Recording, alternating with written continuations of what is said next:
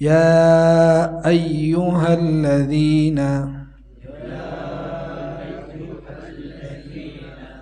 آمنوا اتقوا الله حق تقاته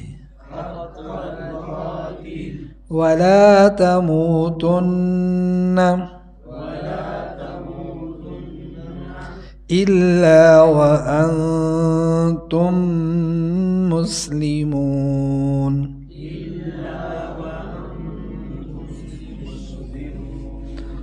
واعتصموا بحبل الله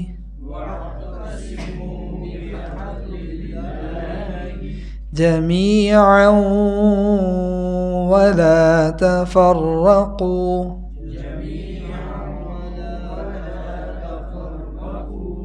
واذكروا نعمة الله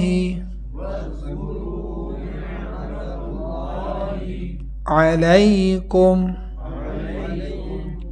إذ كنتم أعداء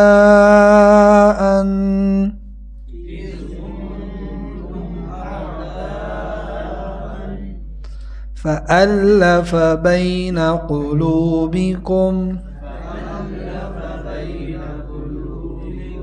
فأصبحتم بنعمته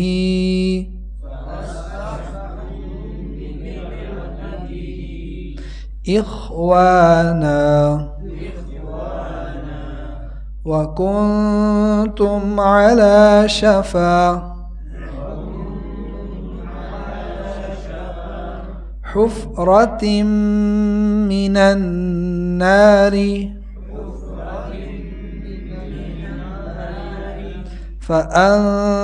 فأنقذكم